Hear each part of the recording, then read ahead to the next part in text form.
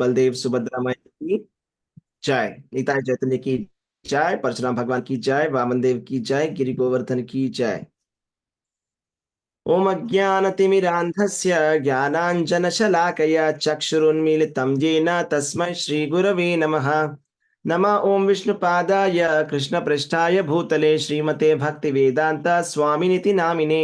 नमस्ते सरस्वते देवे गौरवाणी प्रचारिणे निर्विशेष शून्यवादी पाश्चात्य देशतारिणे। जय श्री कृष्ण चैतन्य प्रभु नित्यानंद श्री अद्वैत गदाधरा श्रीवासादि गौर भक्त वृंद। हरे कृष्ण कृष्ण कृष्ण हरे हरे, हरे राम राम राम हरे हरे। హరే కృష్ణ. అందరం కూడా ఇప్పుడు 3వ అధ్యాయం చర్చించుకుంటున్నామండి మన భగవద్గీతలో. అందరికీ స్వాగతం. కర్మయోగము 17వ శ్లోకాన్ని చెప్పుకుందాము. 17, 18, 19. యస్మాత్ త్వాత్మరతిరేవ స్యాత్ ఆత్మతృప్తశ్చ మానవః ఆత్మన్యేవ చ సంతుష్టః తస్య కార్యం న విద్యతే.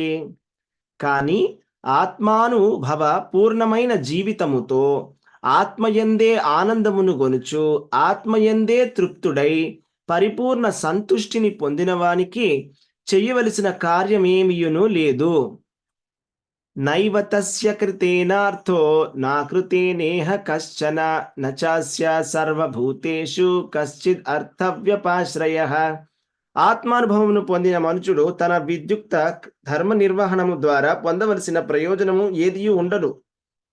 అయినను అట్టి కర్మను నిర్వహింపక పోవుటకు కారణము గాని ఇతర జీవులపై ఆధారపడవలసిన అవసరము గాని అతనికి ఉండదు. తస్మాత్ అసక్త సతతం కార్యం కర్మ సమాచర అసక్తో హ్యాచరన్ కర్మ పరమాప్నోతి పూరుషః. కనుక ప్రతి ఒక్కరూ కర్మఫలముల యందు ఆసక్తిని గొనక తన విధి అని భావించుచు కర్మల యందు వర్తించవలెను. ఏలయనగా అసంగత్వముతో కర్మ ఒనర్చుట ద్వారా మనుజుడు పరమును పొందగలడు. ఓకే, అందరికీ హరే కృష్ణ, స్వాగతం. డైలీ ఈ గీతా ప్రోగ్రామ్కి మీ అందరికి కూడా స్వాగతము. అయితే ఇవాళ మనం చెప్పుకోబోయేటువంటి శ్లోకాల యొక్క సబ్జెక్ట్ ఏమిటంటే self realized person. Self realized person అంటే ఆత్మానుభూతి పొందినటువంటి వాళ్ళు అనమాట. ఆత్మానుభూతి పొందిన వాళ్ళు సెల్ఫ్ రియలైజ్డ్ పర్సన్. ఇక్కడ ఏం చెప్పారంటే ఆత్మానుభూతి పొందిన వాళ్ళు ఆత్మయందే ఆనందమును గొనరించును అని. అంటే వాళ్ళు ఆత్మయందే వాళ్ళ ఆనందం వాళ్ళకి వస్తుంది. వాళ్ళకి ఇంకొక పేరు కూడా ఆత్మారామ అనేటువంటి పేరు కూడా ఉందన్నమాట. ఆత్మారామ అంటే యాక్చువల్గా అర్థం ఏంటంటే సెల్ఫ్ రియలైజ్ అనమాట. అంటే తనను తానే రమించే వాళ్ళని ఆత్మారాములు అంటారు. అంటే వాళ్ళకి వేరే ఎక్స్టర్నల్ సోర్సెస్ అవసరం లేదు. వాళ్ళకి బహిరంగమైనటువంటి సంతోషం కానీ బహిరంగ వచ్చేటువంటి సుఖం వాళ్ళకి అవసరం లేదు. వాళ్ళు ఏంటంటే ఆత్మయందే ఆనందాన్ని పొందుతారు. తనలో వాళ్ళే రమిస్తుంటారు. వాళ్ళ ఆత్మయందే ఆనందాన్ని పొందుతారు. అలాగే వాళ్ళని ఏమంటారంటే ఆత్మతృప్త అని చెప్పి ఉన్నారు ఇక్కడ. ఆత్మతృప్త అంటే ఆత్మయందే తృప్తుడై అలాగే కూడా పరిపూర్ణమైన సంతుష్టిని పొందిన వాళ్ళని ఏమంటారంటే ఆత్మానుభూతి చెందిన వాళ్ళు అని అంటారన్నమాట. వాళ్ళకి చేయవలసినటువంటి పని ఏమీ లేదు. తస్య కార్యం న విద్యతే. తస్య కార్యం న విద్యతే అంటే వాళ్ళకి చేయవలసినటువంటి పనులు ఏమీ లేవు. అంటే దాని అర్థం ఏంటంటే ఇప్పుడు మనము మన విద్యుక్త కర్మలను చేస్తున్నాం. ఈ కర్మ ఎక్కడి నుంచి వచ్చింది? ఎవరు చెప్తే చేస్తున్నాము? కర్మ బ్రహ్మోద్భవం విద్ధి అని భగవద్గీతలో కృష్ణుడు చెప్తాడు. అంటే ఈ విద్యుక్త కర్మలన్నీ కూడా వేదాలలో చెప్పబడి ఉన్నాయి. అంటే వర్ణాశ్రమ ధర్మాల ప్రకారం మనని శుద్ధీకరించుకోవడానికి ఇవ్వబడినటువంటి కర్మలే మనం చేసేటువంటి విద్యుక్త కర్మలు. యాక్చువల్లీ అందుకోసమని మనం పనులు చేయాలి. మనం చేసే పనులు ఎందుకు అంటే ధర్మం కోసం చేస్తున్నాం. ధర్మం అంటే ఏంటంటే మనని మనము సంతృప్తి పరచుకోవడానికి కాదు, కామం కోసం కాదు. ఓకే, ధర్మం కోసం అంటే మనని మనం శుద్ధీకరణ చేసుకోవడానికి మనం కర్మలను చేస్తున్నాం. అది కూడా మనం ఏంటంటే వేదాలలో చెప్పబడినటువంటి కర్మలను చేస్తున్నాం. అయితే ఆత్మానుభూతి పొందినటువంటి వాళ్ళైతే గనక సెల్ఫ్ రియలైజ్డ్ పర్సన్స్ ఎవరైతే ఉంటారో వాళ్ళకి తస్య కార్యం న విద్యతే. వాళ్ళకి ఆ రూల్స్ లేవు, మనకున్నాయి ఆ రూల్స్.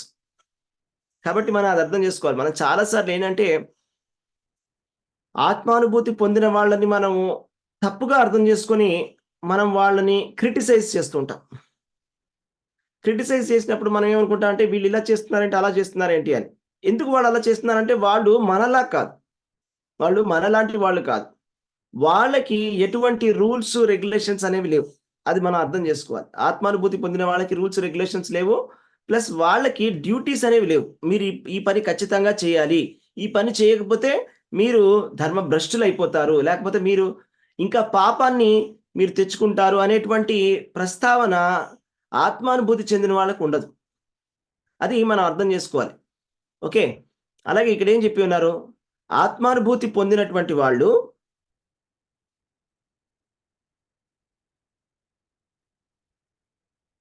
తన విద్యుక్త ధర్మ నిర్వహణము ద్వారా పొందవలసిన ప్రయోజనము ఏదియూ ఉండదు. మన విద్యుక్త ధర్మాలను మనం చేసినప్పుడు ఏమొస్తుందంటే మనకి, సపోజ్ మనము సకామ కర్మ చేసినట్టయితే మనకి పుణ్యం వస్తుంది. మన పనిని చెయ్యకపోతే పాపం వస్తుంది. నిష్కామముగా చేస్తే పాపము కాదు, పుణ్యము కాదు. ఓకే. మనకున్నటువంటి పాపాలు కూడా మనలో ఉన్నవి తగ్గిపోతాయి. మన బంధనాలు తగ్గుతాయి. మనకి డిటాచ్‌మెంట్ అనేది వస్తుంది. అంటే మనం చేసేటువంటి పని ఏదైతే ఉందో అదే మనకి ఒక సాధన. మనకిచ్చినటువంటి విద్యుక్త కర్మలే మనకి ఇవ్వబడినటువంటి ఒక సాధన. అంటే మనం చేసే పనినే మన కర్మయోగం కింద భగవంతుడి కోసం చేస్తే అది భగవంతుడిని చేరుకోవాల్సినటువంటి ఒక సాధన. ఓకే. అయితే, అయితే అట్టి కర్మ నిర్వహింపకపోవుట కారణముగా గాని వాళ్ళకి అవసరం అనేది లేదు. అంటే వాళ్ళు కంపల్సరీగా చెయ్యాలి అనేటువంటి విషయం లేదు. అలాగే జీవుల పైన ఆధారపడాల్సినటువంటి విషయం కూడా లేదు. అంటే సామాన్యమైన మనుషులైతే గనక ఇతర జీవుల పైన ఆధారపడి ఉండాల్సుంటుంది. మనం సొసైటీ పైన ఆధారపడి ఉంటాము. లేకపోతే మన ఫ్యామిలీ పైన ఆధారపడి ఉంటాం. అయితే కానీ ఆత్మానుభూతి పొందినటువంటి వాళ్ళు సొసైటీ పైన గాని, ఇతర మనుషుల పైన గాని వాళ్ళు ఆధారపడాల్సినటువంటి విషయం ఉండదు. అది ఇక్కడ చెప్పబడ్డారన్నమాట. అయితే ఈ విద్యుక్త కర్మలు అనేవేంటంటే శాస్త్రాలలో చెప్పబడి ఉంటాయి. ఈ శాస్త్రాల్లో చెప్పబడి ఉంటాయన్నమాట. ఇది వీళ్ళు చేయాల్సినటువంటి అవసరం లేదు. అసలు యాక్చువల్లీ ఈ ఆత్మానుభూతి చెందినటువంటి వాడు ఎవరు? అనే విషయాన్ని మనం తెలుసుకుందాం. ఆత్మానుభూతి చెందినటువంటి వాళ్ళు ఎవరు? అసలు మనకు ఉన్నటువంటి ఈ సాధనలు ఏవైతే ఉన్నాయో, యోగం అయినా తీసుకోండి, లేకపోతే జ్ఞాన యోగం తీసుకోండి, ధ్యాన యోగం తీసుకోండి, ఏదైనా మార్గాన్ని తీసుకోండి, ఆధ్యాత్మిక మార్గాన్ని. ఈ మార్గాలన్నీ ఎందుకున్నాయి? ఇవన్నీ ఉన్నవి ఎందుకు అంటే, ఆత్మానుభూతి చెందడానికి. అసలు ఆత్మానుభూతి కూడా చెందడానికి దానికి చివరి కంక్లూజన్ ఏంటి? ఆత్మానుభూతి కూడా చాలా మంది పొంది ఉండొచ్చు. కానీ అయినా కూడా ఫైనల్ కంక్లూజన్ ఏంటి? అసలు ఫైనల్ కంక్లూజన్ ఏంటంటే, నేను శ్రీకృష్ణ భగవానుడి యొక్క దాసుడిని అని తెలుసుకోవడం అనేది చిట్ట చివరి సెల్ఫ్ రియలైజేషన్. అంటే ఆత్మానుభూతిలో అది చిట్ట చివరి స్టేజ్ అన్నమాట. నేను కృష్ణ భగవానుడి యొక్క దాసుడిని అని తెలుసుకోవడమే అసలు యాక్చువల్లీ ఆత్మానుభూతి అంటే. ఎప్పటి వరకైతే మనము ఈ మెటీరియల్ వరల్డ్ తోటి అంటే ఈ భౌతిక ప్రపంచంతోటి కనెక్షన్ పెట్టుకొని ఉంటామో, అప్పటి వరకు మనం ఆత్మానుభూతి చెందిన వాళ్ళం కాదు. మనం ఏమంటారంటే కండిషన్డ్ సోల్స్ అంటారు. అంటే మనము సామాన్యమైనటువంటి జీవులం. ఓకే. అది ఎలాగంటే మీకు ఒక ఎగ్జాంపుల్ చెప్తాను. సపోజ్ ఒక వేలు ఉందనుకోండి. ఒక వేలు మనిషి అని అనుకుందాం. మన వేలు మన శరీరంలో వేలు ఉంది కదా! ఈ వేలు మనిషి అని అనుకుందాం. ఇప్పుడు ఈ శరీరం అంతా కూడా భగవంతుడు అని అనుకోండి ఫర్ ఎగ్జాంపుల్. ఓకే. ఈ వేలేమో ఒక మనిషి. ఒక మనిషి, ఒక వ్యక్తి, ఒక జీవుడు. సపోజ్ ఈ వేలు ఈ శరీరం నుంచి తీసేసామనుకోండి. పనికొస్తుందా?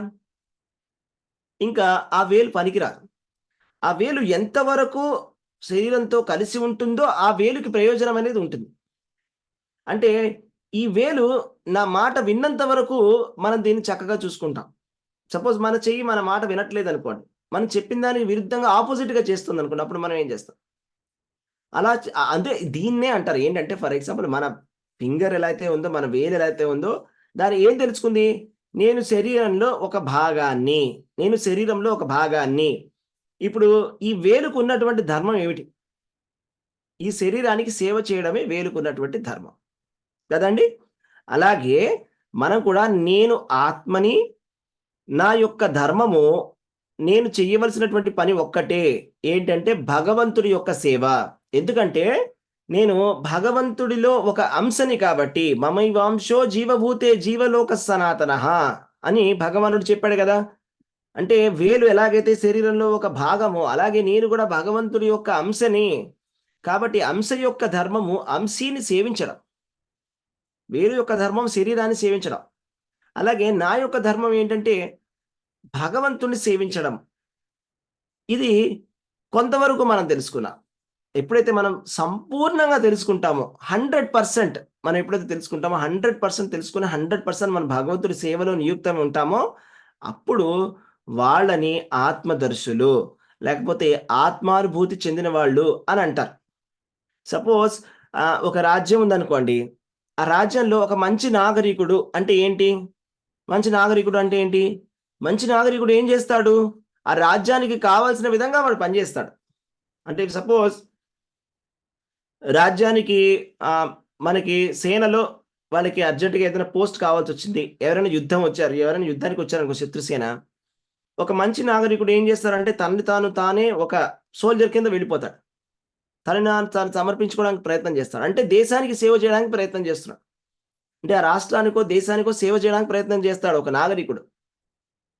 అంటే ఎప్పుడైతే వాడు తెలుసుకున్నాడో నేను ఈ దేశానికి చెందినవాడిని అని తెలుసుకొని, ఈ దేశానికి నా సేవ చేయడం అనేది నా కర్తవ్యం అని వాడు తెలుసుకున్నాడు. అలాగే మనమేం తెలుసుకోవాలంటే, నేను జీవుణ్ణి, నేను భగవంతుడి యొక్క సేవకుడిని అని తెలుసుకోవాలి. భగవంతుడి యొక్క సేవకుడిని. ఇప్పుడు భగవంతుడి యొక్క సేవకుడు ఏం చేయాలి? భగవంతుడి గురించి తెలిసిన తర్వాత భగవంతుడి యొక్క సేవని చేయాలి. భగవంతుడి యొక్క సేవని ఏ విధంగా చేయాలి? బుధాభావ సమన్వితాః. అంటే మనము సంపూర్ణమైన భావముతోటి భగవంతుడి యొక్క శరణాగతి పొంది భగవంతుడి యొక్క సేవని చేయాలి అనేది విషయం అన్నమాట. అసలు ఆత్మానుభూతి పొందడం అంటే ఏంటంటే, భాగవతంలో ఒక శ్లోకం ఉంది. ముక్తిర్హిత్వా అన్యథా స్వరూపేణ వ్యవస్థితిః. ముక్తిర్హిత్వా అన్యథా స్వరూపేణ వ్యవస్థితి. అంటే ఏంటంటే, అసలు ముక్తి అంటే ఏంటంటే, ఇప్పుడు మనం ఇప్పుడున్నటువంటి పరిస్థితిలో మనం ఏమనుకుంటాం అంటే, నేను ఫలానా, నా పేరు ఇదండి, నేను ఇక్కడ పుట్టాను, నేను ఈ పని చేస్తుంటాను, నేను సో అండ్ సో, నేను సో అండ్ సో, నేను సో అండ్ సో, నేను సో అండ్ సో, నేను భారతీయుడిని, నేను మనిషిని, నేను ఇది, నేను అది, నేను ఇది అని. దీన్ని ఏమంటారు తెలుసా? ఉపాధి అంటారు. అంటే ఇది శరీరానికి ఉన్నటువంటి ఉపాధా, లేకపోతే ఆత్మకు ఉన్నటువంటి ఉపాధా? నేను ఫలానా, నేను ఇక్కడ పుట్టాను, నేను వీళ్ళకి పుట్టాను, నేను ఇక్కడ ఉంటాను, నేను అక్కడ ఉంటాను, నేను ఈ పని చేస్తుంటాను, నన్ను ఇలా అంటారు అని ఇవన్నీ కూడా ఉపాధులు అనమాట. ఇవన్నీ ఏంటి? శరీరానికి సంబంధించినటువంటి ఉపాధులు. ఇది మనకి ఆత్మకి సంబంధించినటువంటి ఉపాధి కాదు. ఆత్మకి సంబంధించిన ఎటువంటి ఉపాధి ఉండదు. అదే ఏంటంటే మనం ఎప్పుడైతే నేను ఆత్మని తెలుసుకుంటాం, ఒక్కసారి కంప్లీట్‌గా తెలుసుకున్నాం అనుకోండి నేను ఆత్మని అని. మనం ఏమనుకుంటాం, ఒక్కసారి ఆత్మదర్శి అయిపోతే ఏమీ పని లేకుండా ఉట్టిగానే కూర్చుంటాడు అని అనుకుంటాం. కానీ యాక్చువల్లీ అది తప్పంట. మీకు 100% మీరు ఆత్మ అని తెలిసిందనుకోండి, అంటే వాళ్ళు ఇంకా 100% సెల్ఫ్ రియలైజేషన్ రాలేదని. సపోజ్ ఎవరైనా యోగులు గనక, మేము జీవన్ముక్తులం అయిపోయాము, ఇంక మాకు చేయాల్సినటువంటి పనేమీ లేదు, ఇంక మేమేమి చెయ్యమని కూర్చున్నారనుకోండి, పని ఏమీ లేనది కరెక్టే. ఇప్పుడు జీవన్ముక్తుడు లేకపోతే ఆత్మానుభూతి చెందినటువంటి వాడు ఎటువంటి భౌతికమైనటువంటి పనులు చేయాల్సిన అవసరం లేదు. కానీ ఆధ్యాత్మికమైనటువంటి పనులు చేయాలి గదా! ఆధ్యాత్మికమైన పనులెందుకు చేయకూడదు? అంటే భౌతికమైనటువంటి నేను ఈ భౌతిక ప్రపంచానికి భాగం కాదు. సరే, నేను ఈ భౌతికమైనటువంటి ఉన్న భౌతిక విషయాలలో నేను ఉండను అని అనుకున్నాడు. ఎవరైనా అనుకుని ఉండవచ్చు. ఆత్మానుభూతి చెందినటువంటి వాడు. అంటే ఒక జ్ఞాని. కానీ ఆ జ్ఞానం అనేది ఎప్పుడు పండుతుందో తెలుసా? బహునాం జన్మనాం అంతే. అంటే ఎన్నో జన్మల తర్వాత ఒక జ్ఞాని తెలుసుకుంటాడనమాట.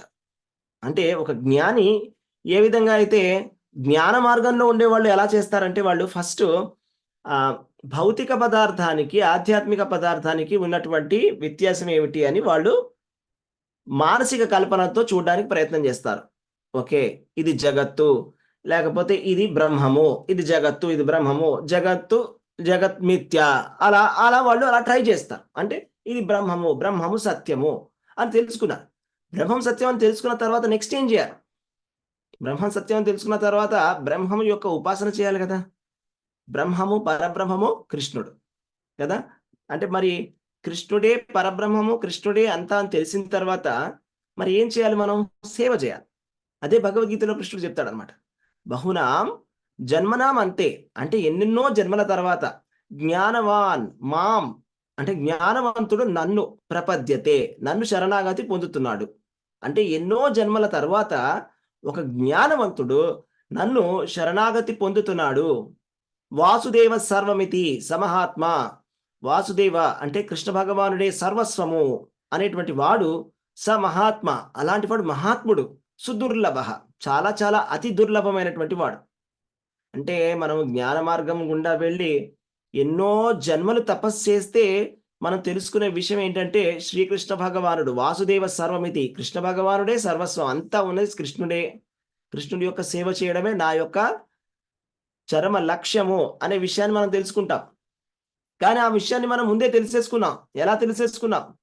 అది ఎలాగ సాధ్యమవుతుందంటే ఒక శుద్ధ భక్తుడి యొక్క సాంగత్యంలో మనం తెలుసుకుంటున్నాం శ్రీకృష్ణ భగవానుడే సర్వస్వం అని. లేకపోతే ఇది ఎన్నో జన్మలు పట్టేటువంటి ప్రాసెస్, అది అంత ఈజీగా తెలిసేటువంటి ప్రాసెస్ కాదు. అసలు ఎవరు దేవాది దేవుడు అని తెలుసుకోవాలంటే ఎన్నో జన్మలు పడుతుంది అని కృష్ణుడు అంటాడు. దానికి ఎంతో పుణ్యం ఉండాలి.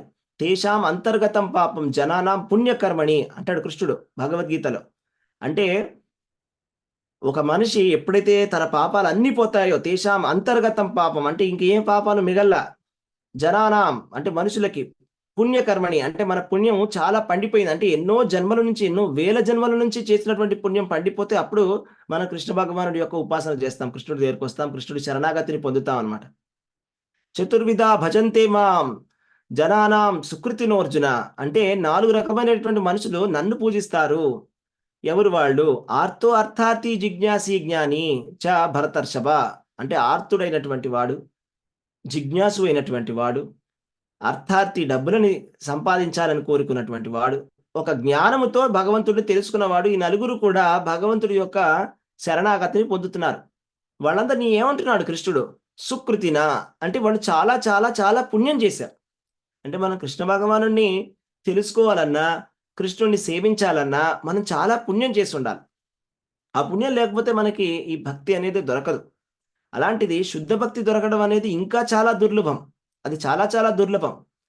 భాగవతంలో ఏం చెప్పారంటే, ఎవరైతే నీ నామాలని నిరంతరం స్మరిస్తుంటారో వాళ్ళు కిందటి జన్మలో అన్ని వేదాలని చదివేశారు, అన్ని యజ్ఞాలను చేసేశారు, అన్ని తపస్సులను చేశారు, అన్ని దానాలను చేసేశారు, వేదాలలో ఉన్నటువంటి కర్మలను అన్ని చేశారు, వాళ్ళు అన్ని తీర్థస్థలాల్లో కూడా స్నానం చేసేశారు అని భాగవతంలో ఒక శ్లోకం ఉంది. అంటే దాని అర్థం ఏంటంటే, మనం ఈరోజు భగవంతుడి యొక్క నామస్మరణ చేయగలుగుతున్నామంటే ఇవన్నీ చేసి ఉండాలి ఇంతకు ముందే. అంటే కిందటి జన్మలో మీరు అన్ని వేదాలు చదివి ఉండాలి, అలాగే అన్ని తీర్థ స్థలాల్లో స్నానం చేసి ఉండాలి. 1 కాదు, 2 కాదు. మనం ఇప్పుడు వెళ్ళగలిగితే ఒక 4, 10, 20 కవర్ చేయగలం, లేకపోతే మహా అయితే 50. కానీ ప్రపంచంలో ఉన్నవి, వేరే ప్రపంచాల్లో ఉన్నవి అంతా మనం భగవంతుడి యొక్క అన్ని స్థలాలు, అన్ని తీర్థ స్థలాలను కవర్ చేయగలమా? చేయలేం. వేదాలన్నీ చదివి ఉండాలి, తీర్థస్థలాలలో అన్నిట్లో కూడా స్నానం చేసి ఉండాలి, అన్ని దానాలను ఇవ్వగలిగి ఉండాలి, అన్ని యజ్ఞాలను చేసి ఉండాలి. అంటే సమస్తమైన వ్రతాలని, సమస్తమైన కర్మకాండలు అన్నీ చేసేసిన వాడు, వాడి పుణ్యం పండిపోతే అప్పుడు వచ్చే జన్మలో వాడు భగవంతుడి నామాన్ని కీర్తిస్తాడు. అంటే భగవంతుడి యొక్క నామాన్ని మనం ఇవాళ కీర్తన చేస్తున్నాము అంటే మనకి ఇంత క్వాలిఫికేషన్ అనేది ఉండాలి. మరి మనకి క్వాలిఫికేషన్ ఉందో లేదో మనకి తెలియదు. క్వాలిఫికేషన్ లేదనే మనం అనుకోవాలి. మనకి ఎలా దొరికింది మరి ఈ క్వాలిఫికేషను? అంటే మనకి శుద్ధ భక్తుడి యొక్క సాంగత్యం వల్ల దొరికింది. అంటే ఏంటో తెలుసా? ఇప్పుడు చాలామంది జీవులు ఉంటారు. వాళ్ళు రకరకాల మార్గాలలో మళ్ళా పుట్టడం, మళ్ళా చనిపోవడం జరుగుతూ ఉంటుంది. ఒకళ్ళేమో స్వర్గం వరకు వెళ్తారు, పడిపోతారు. లేకపోతే నరకాలకెళ్ళి మళ్ళా వెనక్కి వచ్చేస్తారు. లేకపోతే కొంతమంది ఇంకా పై లోకాలకి, జనలోకం, తపోలోకం, మహర్లోకం, బ్రహ్మలోకం వరకు వెళ్తారు. అక్కడి నుంచి వెనక్కి వచ్చేస్తారు.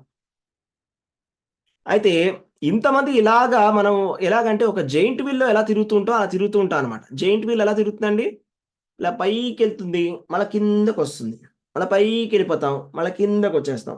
అలా పైకెళ్ళిపోతాం, మళ్ళా కిందకొచ్చేస్తాం. అంటే మనం కూడా ఏంటంటే ఈ బ్రహ్మాండంలో ఎలా తిరుగుతున్నాం అంటే బాగా అప్పుడప్పుడు పుణ్యం చేసేస్తాము.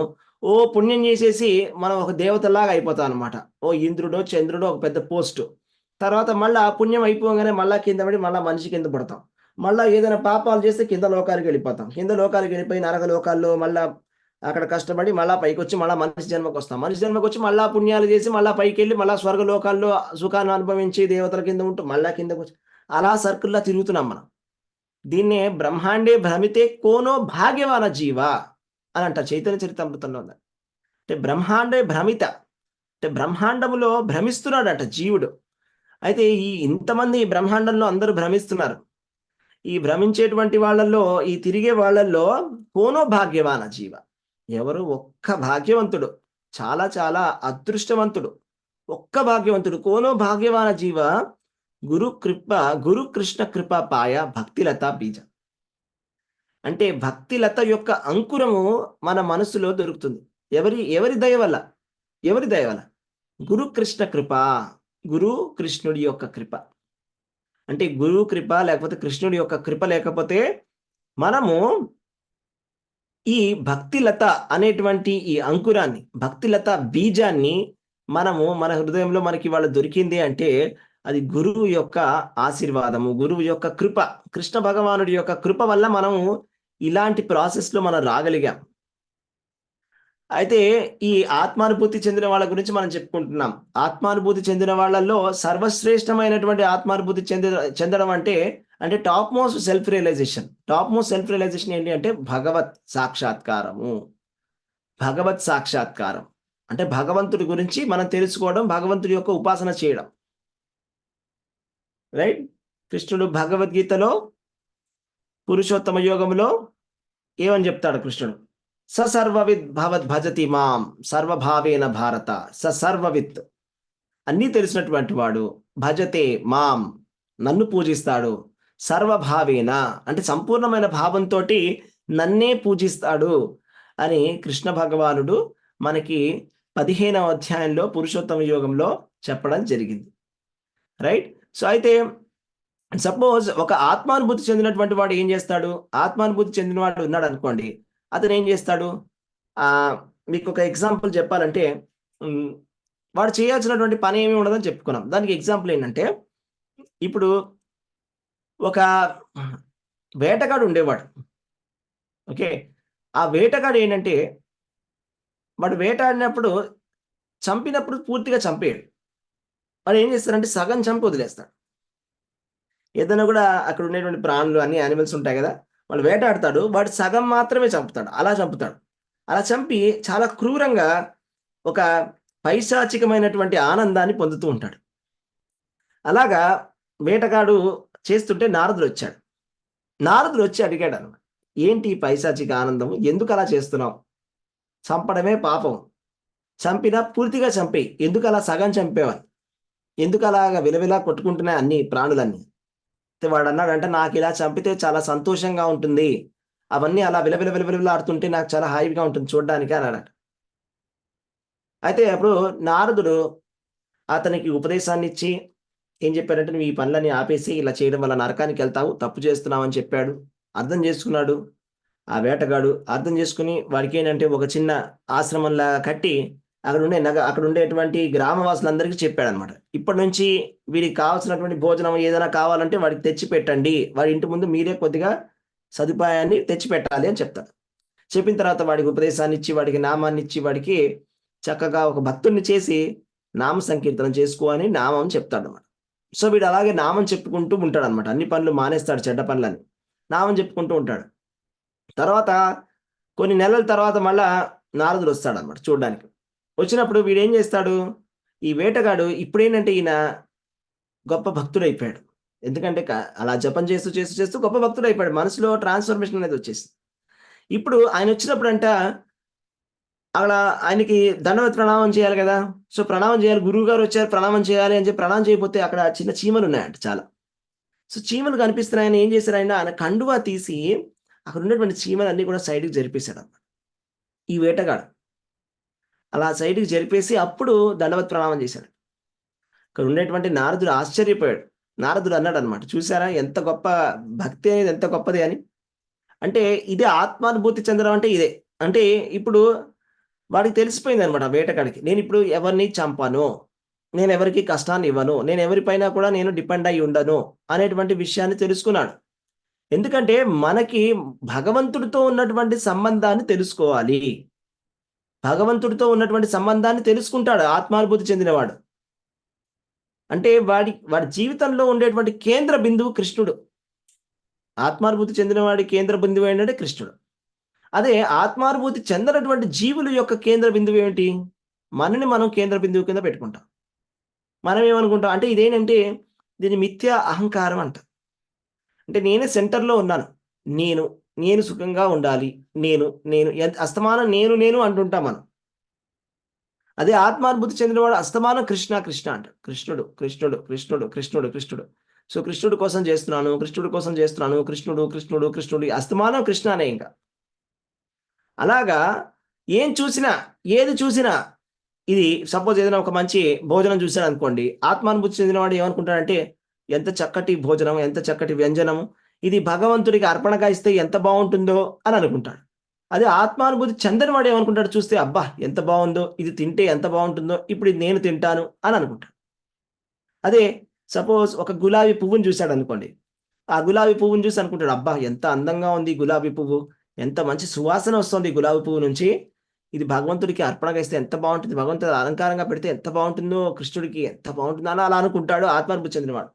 అదే ఆత్మానుభూతి చెందని వాడు ఏమనుకుంటాడంటే, అబ్బా! ఎంత బావుందో, ఈరోజు నేను తీసుకొని వాసన చూస్తే బావుంటుంది, లేకపోతే మా ఆవిడకిస్తే బావుంటుంది అలా అనుకుంటాడు.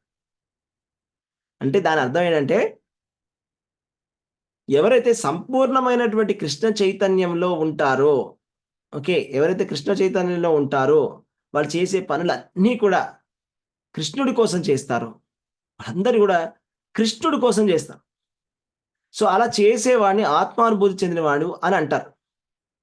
అంటే ఒక్కసారి మనకి భగవత్ సాక్షాత్కారం జ జ మనకి జరిగింది అంటే, భగవంతుడిని మనం తెలుసుకోగలిగాము, లేకపోతే మన ఆత్మ దర్శనం అయ్యామంటే, ఇంకా అలాంటి ఆత్మదర్శికి ఎటువంటి ఈ వైదికమైనటువంటి కర్మకాండలు చేయాల్సినటువంటి అవసరం లేదు. ఇప్పుడు వర్ణాశ్రమ ధర్మాలను మనం పాటిస్తున్నాం. వర్ణాశ్రమ ధర్మాలను ఎందుకు పాటిస్తున్నాము? వర్ణాశ్రమ ధర్మాలలో భాగంగా మనం ఏమేం చేస్తున్నాము? మనము కొన్ని వ్రతాలను ఆచరిస్తున్నాం. కదండీ! యజ్ఞాలని, హోమాలని చేస్తున్నాం. అంటే తపస్సులు చేస్తున్నాము. వ్రతాలను ఆచరించడం అంటే ఏంటి? తపస్సులు చేయడం. తపస్సులు చేయడం. లేకపోతే దానాలను ఇవ్వడం ఎందుకు చేస్తున్నాం? దానము.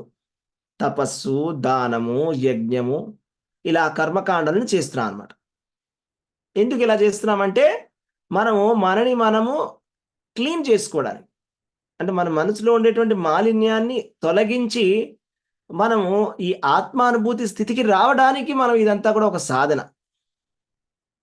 కానీ ఎవరైతే భగవంతుడి గురించి తెలుసుకుంటాడో, వాడికి ఇంకా ఎటువంటి కర్మలేమి అవసరం లేదు. అంటే ఇప్పుడు దానికి ఎగ్జాంపుల్ నేను మీకు చెప్తాను చూడండి. ఆహ్, ఇప్పుడు ఒక మనిషికి ఏదైనా రోగం వచ్చిందనుకోండి. హ్మ్. రోగం వచ్చిన తర్వాత వాడేం చేస్తాడు? మందేసుకుంటాడు. ఔషధం తీసుకోవాలి. మందు తీసుకోవాలి. అంటే మందు ఎందుకేసుకోవాలి? వాడికి రోగం నయం చేయడానికి మందేసుకోవాలి. కానీ రోగం నయం అయిపోయిన తర్వాత కూడా మందేసుకోవాలా? అప్పుడు అవసరం లేదు. వాడికి రోగం నయం అయ్యేంత వరకే మందు అవసరం. అలాగే ఈ కర్మకాండలనేవి కూడా ఏంటంటే ఒక మందు లాంటివి. చేదుగా ఉంటాయి. కానీ అవి చేస్తే వచ్చేటువంటి ఫలితం ఏంటంటే, మనము నెక్స్ట్ స్టేజ్‌కెళ్తాం. ఆత్మానుభూతి స్టేజ్‌కొస్తాం. అంటే భగవంతుడి యొక్క గొప్పతనం తెలుస్తుంది. ఎందుకు మనం మన ధర్మాన్ని ఆచరించాలి? అసలు ధర్మాన్ని ఎందుకిచ్చారు? ధర్మాన్ని ఎందుకిచ్చారో తెలుసా? మనం చేసేటువంటి వర్ణాశ్రమ ధర్మాలను ఎందుకు చేస్తున్నామో తెలుసా? వర్ణాశ్రమ ధర్మాచరతో విష్ణు పుమాన్ అంటే వర్ణాశ్రమ ధర్మాలన్నీ కూడా ఉన్నవి ఎందుకంటే విష్ణు భగవానుడిని సంతృప్తి చెందడానికి. అయితే మనం ధర్మాన్ని కరెక్ట్‌గా చేస్తున్నామా లేదా అని ఎలా తెలుసుకోవాలి? మనం చాలామంది అనుకోవచ్చు, నేను ధర్మాన్ని చాలా చక్కగా నిర్వర్తిస్తున్నాను. మనం చెప్పుకుంటాం గదా! ఎంత బాగా నేను చూసుకుంటానో నా ఫ్యామిలీని, నేను చాలా బాగా చూసుకుంటాను, నేను చాలా మంచివాడిని అని మనం చెప్పుకుంటాం గదా! చెప్పుకున్నప్పుడు దానికి ప్రూఫ్ ఏంటి? దానికి ప్రూఫ్ ఏంటో తెలుసా? భాగవతం చెప్తుంది ఏంటంటే, ధర్మస్వానుష్ఠిత పుంస విశ్వక్సేన కథాసు యత్ నోత్పాదయేతి అధిరతిం శ్రమయేవ హి కేవలం అని. అంటే ఎవరైనా కూడా ధర్మాన్ని చక్కగా ఆచరించారు అంటే దానికి ప్రూఫ్ ఏంటంటే కృష్ణుడి కథ పట్ల కృష్ణుడి కథాశ్రవణం పట్ల ఆసక్తి కలిగి ఉండాలి. అంటే ఒక మనిషి ధర్మాన్ని చక్కగా ఆచరిస్తున్నాడు కానీ కృష్ణుడి కథాశ్రవణం పట్ల ఆసక్తి లేదు అంటే అప్పుడు అతను చేసినటువంటి ధర్మం అంతా ఏంటి? శ్రమ ఏవహి కేవలం. అంటే శ్రమ ఏవహి కేవలం అంటే కేవలం వృధా శ్రమ. అంటే ఉట్టిగానే ఒక గాడిద కష్టపడ్డాడే కానీ దానికి ఎటువంటి ప్రయోజనం రాలేదు అని భాగవతం చెప్తుంది అనమాట. అంటే నిజమైనటువంటి ప్రయోజనం మనం చేసేటువంటి ధర్మాలకి ఉండేటువంటి ప్రయోజనం ఏంటంటే మనకి భక్తి రావడమే. అంటే భగవంతుడి యొక్క కథాశ్రవణం చెయ్యాలి అని మనకి ఆసక్తి కలగాలి. అప్పుడు మనం ధర్మాన్ని చక్కగా నిర్వర్తిస్తున్నామని అర్థం. మనం చేసే ధర్మాలన్నీ కూడా ఎందుకు అంటే వర్ణాశ్రమ ఆచరతో పుంసహం. ఎందుకు అంటే విష్ణుమూర్తిని మనము సంతృప్తి చెందడానికి, భగవంతుడిని మనము సంతృప్తి చేయడానికి మనము ఈ వర్ణాశ్రమ ధర్మాలన్నీ కూడా ఇచ్చారు. అయితే మీరు ఇక్కడ చూడండి, కృష్ణుడు ఫర్ ఎగ్జాంపుల్ మనకి ఇదంతా చెప్తున్నాడు. అర్జునుడికి అసలు ఆత్మానుభూతి చెందినవాడు అంటే ఏంటి, ఎలా ఉండాలని చెప్తున్నాడు కదా. అయితే మనం ఇలా అనుకోకూడదు, ఓహో నేను ఇప్పుడు భక్తుడిని, నేను చాలా పుణ్యం చేసుకున్నాను, చాలా మంచివాడిని కాబట్టి నేను ఇంకా పొద్దున్న లేవక్కర్లేదు, నేను ఇంకేం చేయక్కర్లేదు, నేను ఇంకా ఇంకా నేను ఫ్యామిలీలో ఉండక్కర్లేదు, ఎందుకంటే నేను భక్తుడిని అయిపోయాగా. ఇప్పుడు నేను ఒక శుద్ధ భక్తుడిని. శుద్ధ భక్తుడు అంటే ఇంకా ఆత్మానుభూతి చెందినట్టే కదా. భగవంతుడు తెలుసుకోవాలంటే ఎన్నో జన్మలు పడతాయి, ఆ జన్మకు వచ్చేసాము, ఇంకేంటి ఇంకా నేను చేయక్కర్లేదు. అలాగా ఇక్కడ ఏం చెప్పారంటే లోక సంగ్రహ అంటే ఆయన చేసే పని కూడా ఎందుకు చేస్తారంటే మిగతా వాళ్ళకి లోకానికి చూపించడానికి పని చేస్తాడు. ఒక ఆత్మానుభూతి చెందినవాడు ఏం చేస్తారంటే తన కర్తవ్యాలని ఇంకా చేస్తాడు. ఎందుకోసం చేస్తారంటే అందరికీ చూపించడానికి, ఎలా చేయాలి, పనిని ఏ విధంగా చేయాలి అని చూపించడానికి ఆయన చేస్తాడు. అదనమాట. అలాగే ఇప్పుడు సపోజ్ మీరు కృష్ణుడిని చూస్తే కృష్ణుడు కూడా గురుకులానికి వెళ్ళాడు. కృష్ణుడు కూడా గురువుని స్వీకరించాడు. కృష్ణుడు ఎందుకండి స్వీకరించాలి? ఆయన దేవాది దేవుడు, శ్రీకృష్ణ భగవానుడు. ఆయన ఎందుకు గురువుని స్వీకరించాలి? లోక సంగ్రహ అంటే లోకానికి చెప్పడానికి, ఏం చేయాలి అంటే ఎలా ఉండాలి అని చెప్పడానికి కృష్ణుడు ఆ విధంగా చేస్తాడు. అర్థమైందా మీకు? సో అలాగే శివుడు కూడా ఫర్ ఎగ్జాంపుల్ దక్షుడు వచ్చినప్పుడు శివుడు నిలబడలేదు. అయితే అప్పుడు దక్షుడు నానా విధాలుగా నిందిస్తాడు శివుణ్ణి. అంటే ఇక్కడ అర్థం చేసుకోవాల్సిన విషయం ఏంటంటే ఆత్మానుభూతి చెందినటువంటి వాడికి ఎటువంటి ఈ రూల్స్ అనేవి అప్లికబుల్ కావు. ఇప్పుడు ఆత్మానుభూతి చెందిన వాళ్ళకి ఆ రూల్స్ మనకు ఉండేటువంటి రూల్స్ అది. అందులో వాడు రకరకాలుగా నిందిస్తాడు. వాడు అంటాడు శివుడు స్నానం చేయడు, లేకపోతే శివుడు భస్మం వేసుకొని ఉంటాడు, శివుడు ఇలా ఉంటాడు, అలా ఉంటాడు. కానీ అది కరెక్ట్ కాదు, తప్పదు. ఎందుకంటే ఆత్మానుభూతి చెందిన వాడికి కాదు రూల్స్ ఉన్నాయి, మన కోసం ఉన్నాయి రూల్స్. మనము ప్రతిరోజు స్నానం చేసి చక్కగా ఇలా ఉండాలి, పద్ధతిగా ఉండాలి, ఇది కట్టు, ఇది బొట్టు, ఈ విధంగా ఉండాలి, ఈ విధంగా మనం ధర్మాన్ని ఆచరించాలి అనేది మనకది. ఆత్మానుభూతి చెందిన వాళ్ళకి కాదు. ఆత్మానుభూతి చెందిన వాళ్ళకి, దేవాది దేవుడికి, లేకపోతే గొప్ప ఈశ్వరులైనటువంటి పరమేశ్వరుడికి, అలాగే లేకపోతే ఇలాగా వీళ్ళందరికీ కూడా మన ఈశ్వరులకి వాళ్ళకి అవసరం లేదు. లేకపోతే అవధూతలు ఉంటారు కొంతమంది. నిత్యానంద ప్రభు ఉన్నాడు. నిత్యానంద ప్రభు ఆయన చాలా చక్కగా అలంకారం చేసుకుని వెళ్తాడు. ఆయన అవధూత. ఆయన ఏం చేసేవాడంటే గంగలో ఆయన ఈత కొట్టేటప్పుడు అక్కడ ఏదైనా కూడా మొసళ్ళు ఉంటే మొసళ్ళ మీద ఈదేవాడు. మొసళ్ళ మీద కూర్చొని దాంతోపాటు ఈతాడు. అవధూత. సో ఆయనకు కాదు రూల్స్ అనేవి, రెగ్యులేషన్స్ అనేవి. ఓకే. అంటే ఆయన చాలా చక్కగా అలంకారం చేసుకుంటే ఎవరో అన్నారంట, నువ్వేంటి అవధూతమైండి అంతగా అలంకారం చేసుకున్నావా? అంటే అవధూత ఏమైనా చేస్తాడు. ఓకే. సో ఆత్మానుభూతి చెందినవాడు ఏం చేస్తాడు, ఏం చేయడం అనేది మనకు అర్థం కాదు, మనం అది అర్థం చేసుకోలేం. ఓకే.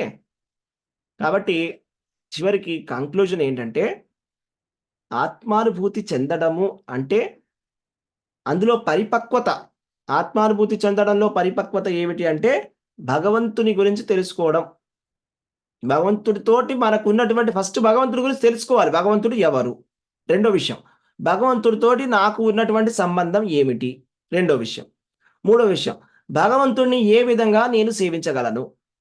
ఈ 3 విషయాలు తెలిసి ఉండాలి. భగవంతుడు ఎవరు?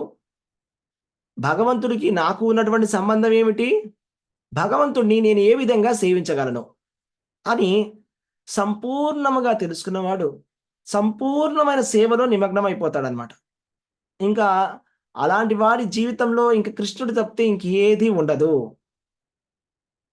వాడికి ఏంటంటే భయం అనేది ఉండదు. నేను స్వర్గానికి వెళ్తాను, నరకానికి వెళ్తాను, లేకపోతే నేను ఉత్తరాయణంలో చనిపోతానేమో, దక్షిణాయనంలో చనిపోతే ఏమవుతుంది, పొద్దున చనిపోతే నాకు మోక్షం వస్తుందా లేదా, రాత్రి చనిపోతే మోక్షం వస్తుందా లేదా అని అలా భయపడడు. ఇక ఆత్మానుభూతి చెందినవాడు ఏమనుందంటే భాగవతంలో నారాయణ పరా సర్వ నకుతశ్చన బిభ్యతి స్వర్గేన నరకేన వా అని ఉందన్నమాట. అంటే నారాయణ పరాయణుడు అంటే భక్తుడు, ఒక శుద్ధ భక్తుడు, అతనికి ఎటువంటి భయం అనేది లేదు, భయం అనేది ఉండదు. ఇక ఆత్మానుభూతి చెందినవాడు చాలా ధైర్యంగా ఉంటాడు అనమాట. వాడు దేనికి ఇంకా భయపడడు. అయ్యో నేనేమైపోతానో, నాకు రేపు పొద్దున నా హెల్త్ ఏమైపోతుందో, నా పిల్లల్ని ఎవరు చూసుకుంటారు, ఈ విధంగా ఆత్మానుభూతి చెందేవాడు అలా అనుకో. ఎందుకంటే వాడికి కంప్లీట్ నాలెడ్జ్ వచ్చేసింది కాబట్టి. శ్రీకృష్ణ భగవానుడే నన్ను చూసుకుంటాడు, శ్రీకృష్ణ భగవానుడే అందరిని చూసుకుంటున్నాడు, శ్రీకృష్ణ భగవానుడే నన్ను కూడా చూసుకుంటాడు, మంచి జరిగినా చెడు జరిగినా కృష్ణుడే నాకు ఇస్తున్నాడు, కాబట్టి నేను దాన్ని యాక్సెప్ట్ చేస్తాను అనేటువంటి భావనలో ఉంటాడనమాట ఆత్మానుభూతి చెందినవాడు. ఓకే, సో ఇది ఇవాళ మనం చర్చించుకున్నాము. సో హరే కృష్ణ. ఎవరికైనా ఏమైనా ప్రశ్నలు ఉంటే అడగవచ్చు. ఒక నిమిషం నేను అన్మ్యూట్ చేస్తాను. హరే కృష్ణ. హరే కృష్ణ ప్రభు. హరే కృష్ణ ప్రభు.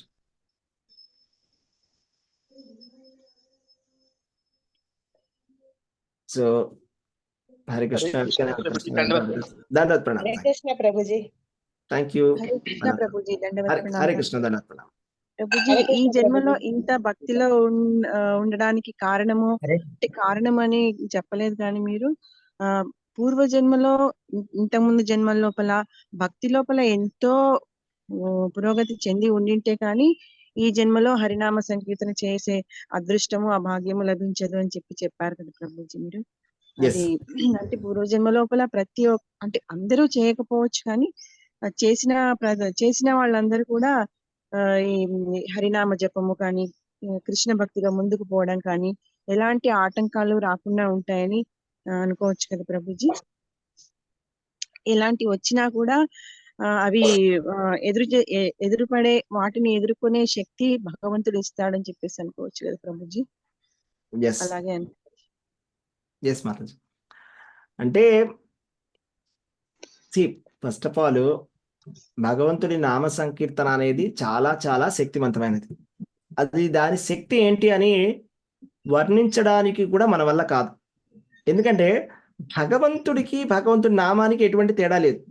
భగవంతుడు విభువు, భగవంతుడి నామం కూడా విభువే.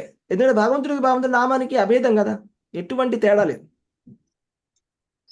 అంటే మరి భగవంతుడి నామాలను మనం ఇవాళ తీసుకుంటున్నాము అంటే మనకు తెలియకుండానే మనం చాలా గొప్ప పని చేస్తున్నాం. మనకు తెలియని కూడా తెలియదు మనం ఏం చేస్తున్నాం. అది ఎంత గొప్పదని నేను చెప్పలేకపోతున్నాను, వేదాలు కూడా చెప్పలేకపోతాయి. కృష్ణుడు ఎంత గొప్పవాడని కృష్ణుడికే తెలియదు. అలాగే కృష్ణనామం ఎంత గొప్పదని వేదాలు కూడా సంపూర్ణంగా చెప్పలేవు. అయినప్పటికీ వేదాలు అన్ని చోట్ల చెప్పారు. హరినామ సంకీర్తనం అనేది చాలా చాలా చాలా చాలా చాలా అద్భుతమైనటువంటి పని. అంటే దాన్ని మించింది ఇంకేది లేదు, ఏది కూడా లేదు. హరినామ సంకీర్తనం మించింది హరినామం చెప్పడం కన్నా గొప్ప విషయం ఇంకేదీ లేదు. అసలు వేదాల యొక్క సారమే అదంట. ఏంటది? జీవదయ కృష్ణనామ సర్వవేద సారం. అంటే అన్ని సకలమైన జీవభూతముల పైన దయ కలిగి ఉండడము, కృష్ణ నామాన్ని చెప్పడము, ఇదే సర్వవేదముల యొక్క సారం. మనం తెలుసో తెలియకో అది చేస్తున్నాం. మీరు అది అర్థం చేసుకోండి విషయాన్ని. అది చాలా గొప్ప విషయం. అది ఎలాగంటే చిన్న పిల్లవాడు ఉండొచ్చు. ఇఫ్ సపోజ్ ఒక మ్యూజిక్ ఫ్యామిలీలో పుట్టాడు అనుకోండి, సంగీతం ఫ్యామిలీలో. వాళ్ళు చాలా పెద్ద మ్యూజిషియన్స్ అయి ఉండొచ్చు. వాళ్ళు చిన్నప్పుడే వాళ్ళు మ్యూజిక్ ఫ్యామిలీలో ఉండే వాళ్ళు చిన్నపిల్లలకి చిన్నప్పుడే నేర్పించేస్తారు కదా. సో వాడు సారేగామ పదనిస 4 ఏళ్ళ నుంచే పాడతాడు.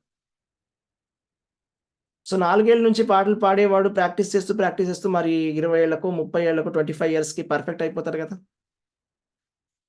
అలాగే మనం ఆల్మోస్ట్ ఇప్పుడేంటంటే ఒక చిన్న పిల్లల్లాగా అది ఏం చేస్తున్నామో మాకు తెలియదండి, బాగుంది, ఏదో ఒక మార్గం, ఏ మార్గం అయితే ఏంటి, అంతా భగవంతుడు చేరుకునేదే అని ఏదో మనం అలా చేస్తున్నాం కృష్ణనామ సంకీర్తన. మనకు కూడా తెలియదు ఏం చేస్తున్నాం మనం, ఎంత గొప్పది ఈ మార్గం అనేది మనకు తెలియదు. ఇది చేసిన తర్వాత దానికి రాబోయే రిజల్ట్ ఏంటో మనకి ఐడియా కూడా లేదు, ఏం జరగబోతోందనే విషయం మనకు తెలియదు, కృష్ణుడు ఏమి ఇస్తాడని మనకు విషయం తెలియదు, అంత గొప్పది హరినామం. సో అది దాని అర్థం అనమాట. భాగవతంలో ఉండే శ్లోకాన్ని చెప్పా కదా, అంటే మన కృష్ణనామాన్ని ఇవాళ మనం జపం చేస్తున్నామంటే అది సామాన్యమైన విషయంగా, అది ఈ శ్లోకం ఉందన్నమాట. అహో బత స్వపాకోతో గరీయాన్ యజ్జివ్వాగ్రే వర్తతే నామతుభ్యం తేపుస్తపస్తుయే జుహువః శష్ణురార్య బ్రహ్మానుచుర్నామ గృహ్ణతే ఏతే అని ఉందన్నమాట. అంటే అబ్బా ఎంత గొప్పవాళ్ళండి, నీ నామాలని పలికేటువంటి వాళ్ళు ఎంత గొప్పవాళ్ళండి. అసలు కుక్క మాంసం తినేటువంటి ఒక ఫ్యామిలీలో పుట్టినా కూడా నీ నామాన్ని జపం చేసేవాడిని పూజనీయుడు, అలాంటి వాడిని పూజ చేయాలి. అంటే భగవంతుడి నామాలు చేసేవాడు, భగవంతుడి నామాన్ని చెప్పేవాడు పూజనీయుడు. ఎవరైతే భగవంతుడి నామాన్ని జపిస్తున్నాడో వాడు అన్ని తపస్సులు చేసేసాడు, అన్ని యజ్ఞాలను చేసేసాడు. అంటే ఆర్యులకు ఉండాల్సినటువంటి మంచి లక్షణాలు అన్నీ ఉన్నాయి వాడిలో. అసలు భగవంతుడి యొక్క నామాన్ని చేస్తున్నాడు ఇవాళ అంటే వాడు అన్ని తీర్థ స్థలాల్లో స్నానం చేసేసాడు, అన్ని వేదాలని కూడా చదివేశాడు, వేదాలలో చెప్పినటువంటి కర్మకాండలు అన్ని సమస్తం చేసేసాడు. అప్పుడు వాడికి ఇవాళ అవకాశం వస్తుంది, లేకపోతే అవకాశం దొరకదు. మీరు అనుకున్నా కూడా మీరు జపం చేయలేరు, అది సామాన్యంగా మనం చేయలేం. మనం అనుకున్నంత మాత్రాన మనం జపం చేయలేం, మనకు అంత పుణ్యం ఉండాలి. అంటే లేకపోతే భక్తుల యొక్క మన శుద్ధ భక్తుల యొక్క సాంగత్యం వల్ల మనం చేయగలుగుతాం. మనం అంత పుణ్యం చేసామో లేదు నాకు తెలియదు, నేనైతే చేయలేదని అంటాం. శుద్ధ భక్తుల యొక్క సాంగత్యం, శుద్ధ భక్తుల యొక్క సాంగత్యం, గురువుల యొక్క సాంగత్యం, ఆచార్యుల యొక్క సాంగత్యం వల్ల మనకి ఈ అవకాశం మనకి దొరికింది. హరే కృష్ణ. ధన్యవాదాలు ప్రభుజీ. హరే కృష్ణ. ధన్యవాదాలు. హరే కృష్ణ. హరే కృష్ణ ప్రభుజీ, దండవత్ ప్రణామం. హరే కృష్ణ ప్రభుజీ. అనుకుంటున్నా ప్రభుజీ. హరే కృష్ణ ప్రభుజీ, ప్రభుజీ. కర్మలన్నీ కూడా భగవంతుడే కదా ప్రభుజీ. మనకి ఇప్పుడు ఈ రోజు ఈ కర్మ చేస్తున్నాము అంటే అది భగవంతుని అనుగ్రహమే కదా ప్రభుజీ. అవును, అంటే మనం ఇవాళ కృష్ణ చైతన్య మార్గంలో ఉన్నామంటే డెఫినెట్ గా అది గురు కృష్ణ కృప, గురువు మరియు కృష్ణుడి యొక్క కృప వల్లనే మనం ఇవాళ ఈ పనిని మనం చేయగలుగుతున్నాం. ప్రభుజీ, ప్రొఫెషన్ లో వచ్చిన ఏదైనా పనులు ఇచ్చాడు అంటే అది కూడా భగవంతుడే మనకి ఈ పని చేయమని పంపించినట్టే కదా ప్రభుజీ. అలా అనుకోవచ్చు. ఎస్, భగవంతుడే, అన్నిటికీ సర్వకారణ కారణం భగవంతుడే. కానీ మెయిన్ గా అంటే ఈ కృష్ణ చైతన్య మార్గం అనేది చాలా పవర్ఫుల్. అంటే మన ప్రొఫెషన్ అనేది మళ్ళా ప్రొఫెషన్కి భగవంతుడే పంపించాడంటే అది చెప్పడం కష్టం. అంటే అది మన కర్మ, అంటే మనం చేసుకున్నటువంటి కిందటి జన్మలో చేసినటువంటి సుకృతం వల్ల మనకున్నటువంటి కోరికల వల్ల. అంటే ఒక్కొక్క జీవుడికి ఒక కోరిక అనేది ఉంటుంది, నేను ఈ విధంగా చేయాలి, ఈ విధంగా చేయాలని. ఆ కోరికని పరమాత్మ తీరుస్తాడన్నమాట, ఆ విధమైనటువంటి మనకి ఎన్విరాన్మెంట్ ఇచ్చి. ప్రభుజీ, ఇంకొక చిన్న క్వశ్చన్ ప్రభుజీ. ఇప్పుడు కొంతమంది జంతువులను కానివ్వండి, కొంచెం అంటే మనకన్నా ఇప్పుడు భగవంతుడు మమ్మల్ని ఒక రకమైన స్థితిలో అంటే కరుణ వల్ల మనం ఉన్నాము. ఎవరైనా అలా చూస్తే జంతువుల పట్ల, పేదవాళ్ళ పట్ల అంటే అజ్ఞానుల పట్ల చాలా కరుణ జాలి కలుగుతుంది అనుకోండి ప్రభుజీ, అది ఎందుకు అలా కలుగుతుంది ప్రభుజీ? అలా జంతువుల పట్ల కూడా కరుణ ఉండొచ్చా ప్రభుజీ? ఖచ్చితంగా ఉండొచ్చు, చాలా మంచిది, ఉండాలి. ప్రతి భక్తుడికి ఉండాలి కరుణ అనేది. ఎందుకంటే తితిక్ష కారుణీకో అని చెప్తాం కదా, అంటే వైష్ణవుడి యొక్క లక్షణాలలో కరుణ అనేది ఒక లక్షణం. మనం చెప్పుకుంటాం, వాంఛ కల్పతరుభ్యశ్చ కృపా సింధుభ్య వచ్చ. కృపా సింధు వైష్ణవుడు అంటే, కృపా సింధు అంటే ఏంటి? కరుణా సాగరుడా. అంటే కరుణ అనేది ఖచ్చితంగా ఉండాలి. అర్జునుడికి కూడా చాలా కరుణ ఉండింది కదా, అందుకనే కదా ఆయన నేను యుద్ధాన్ని చేయనంటాడు. కరుణ అనేది ఖచ్చితంగా ఉండాలి. నేను ఇందాక చెప్పా కదా, వేదాల యొక్క సారం 2 విషయాలు చెప్పా. ఏంటిది? భూతదయ, నెక్స్ట్ కృష్ణనామం. అంటే ప్రతి జీవుడి పట్ల మనకి ఒక దయ అనేది ఉండాలి, అందరి జీవుల పట్ల. నెక్స్ట్ కృష్ణనామం. ఇదే వేదం యొక్క సారం. అది సారం. హరే కృష్ణ. చాలా బాగా చెప్పారు ప్రభుజీ. ఎందుకంటే ఒక్కొక్కసారి ఏదో కొన్ని క్లాసెస్ వినేటప్పుడు కొంచెం కన్ఫ్యూజన్ అవుతా ఉంటుంది. ఉట్టి భక్తి చేయమంటున్నారు, భక్తి చేయమంటున్నారు, భక్తి చేస్తాము. కానీ సైమల్టేనియస్ గా ఇలాంటి కొన్ని సాఫ్ట్ కార్నర్స్ కూడా ఉంటాయి కదా, ఇవి భాగవతంలో చెప్పలేదు కదా, ఎప్పుడు అనుకుంటా ఉంటుంది. ఇవాళ చాలా క్లియర్ గా అర్థమైంది ప్రభుజీ. మేము కొంచెం కరెక్ట్ గా పాత్రలోనే వస్తూ ఉన్నాం మీ దయ వలన, మీ కృప వలన అనేసి. మళ్ళీ 6 లక్షణాలు పూజని ఇది కూడా చాలా మంచిగా ఉంది ప్రభుజీ. అంటే మాకు నిజంగానే తెలియదు, చాలా సార్లు చేస్తున్నాం, వింటూ ఉన్నాం, ప్రతిరోజు ఫాలో కావాలని ఎంత దృఢ సంకల్పంలో ఉన్నాము. అయినా గాని ఇంకా అదేదో ఒక మనకి మంచి జరుగుతుంది అనేది ఈ విషయం కూడా చాలా బాగుంది ప్రభుజీ. హరే కృష్ణ ప్రభుజీ. హరే కృష్ణ. మళ్ళీ జీవుల దయ కూడా, అందులో కూడా జీవుల దయలో కూడా క్వాలిటీస్ ఉంటాయి. ఓకే, అంటే లెవెల్స్ ఆఫ్ కరుణ. సపోజ్ ఒకళ్ళ కష్టాన్ని ఇమీడియట్ గా ఇచ్చారు. మీరు డాక్టర్ కదా మాత్రం మీకే తెలుస్తుంది. చూడండి, సపోజ్ ఒక పేషెంట్ మీ దగ్గరకు వచ్చారనుకోండి, మీరు ఇమీడియట్ గా ఒక పెయిన్ కిల్లర్ ఇచ్చారనుకోండి, అది ఒక లెవెల్ ఆఫ్ కరుణ, అంటే ఇప్పుడు ఇమీడియట్ రిలీఫ్ ఇచ్చారు. లేకపోతే ఆయన ప్రాబ్లం ఏంటో తెలుసుకొని వాళ్ళకి మెడిసిన్ ఇచ్చారనుకోండి, వాళ్ళకి పర్మనెంట్గా సాల్వ్ అయితే ఇంకా మంచిది, మీరు ఇంకా హ్యాపీ కదా. అలాగే మనం జీవులకి నిజంగా హెల్ప్ చేయాలంటే ఫస్ట్ లెవెల్లో హెల్ప్ మంచిది, చాలా మంచిది, సంతోషం హెల్ప్ చేయడం. నెక్స్ట్ లెవెల్లో కూడా హెల్ప్ చేస్తే ఇంకా బాగుంటుంది. వాళ్ళకి భక్తిని ఇస్తే, నామాన్ని ఇస్తే వాళ్ళు 100% క్యూర్ అయిపోతారు వాళ్ళ ప్రాబ్లం నుంచి. అంటే పర్మనెంట్ గా వాళ్ళు క్యూర్ అయిపోతారు అనే విషయాన్ని కూడా మనం గ్రహించాలి. హరే కృష్ణ. Yes, Mataji. కొత్త Thank you. మహారాజ్ స్టోరీ వినగానే మనకి అమ్మో మనం చాలా దూరంగా ఉండాలి అనిపిస్తుంది ప్రభుజీ. మళ్ళీ మామూలుగా వీటి మీద దయాజాలి వచ్చినా గానీ అలాంటి సందర్భంలో అలా అనిపిస్తుంది. మళ్ళీ చూపించకుండా ఎలా ఉండాలి, మనం మానవులుగా పుట్టాము, వాటికి జాలి దయ చూపించాలి, ఏదో ఒకటి పెట్టాలి అనేది మళ్ళీ అనిపిస్తూ ఉంటుంది ప్రభుజీ. 2 రకాలుగా ఉంటుంది ప్రభుజీ. కాకపోతే మనకి వాటి మీద ఉన్న ప్రేమ చాలా ఎక్కువ స్థాయిలో ఉండకుండా ఎంతవరకు ఉండాలో అంతవరకు ఉంటే మాత్రం ఓకే ప్రభుజీ. నా అభిప్రాయం. హరే కృష్ణ. అంటే మనకి అందరి పట్ల కరుణ ఉండాలి, కాకపోతే అటాచ్మెంట్ ఉండకూడదు అంతే. మోహం అనేది లేకుండా కరుణ ఆ, వరకు ఆ, మోహం దాకా వెళ్ళకూడదు. మోహం దాకా వెళ్ళకూడదు. అది ఇంపార్టెంట్. భరత అది భరత అది మహారాజు కేవలం భగవంతుడి మీదే ఉండాలి గాని ఇతర జీవుల పట్ల ప్రేమలో చివరి స్థాయి దాకా ఉండవచ్చు కరుణలో గాని మోహం మాత్రం కలగకుండా చూసుకోవాలి కదా ప్రభు. మోహం కలగకుండా ఉండాలి. భరత మహారాజు ఒక చిన్న జింక పిల్లని కాపాడాడు, బాగానే ఉంది. జడభరతుడు, yes ప్రభు. జడభరతుడు భరత మహారాజు. భరత మహారాజ్ తర్వాత Hmm. జనపద మహారాజ్ ప్రభుజీ. భరత మహారాజు కాపాడాడు, కాకపోతే అది కొద్దిగా దూరం వెళ్ళిపోయింది, మరీ ఎక్కువ దూరం వెళ్ళిపోయింది. ఇంకా నేను లేకపోతే ఇది ఎలా ఉంటుంది అని ఒక ఆ మోహం జింక, yes ప్రభుజీ, జింక జింక. yes ప్రభు.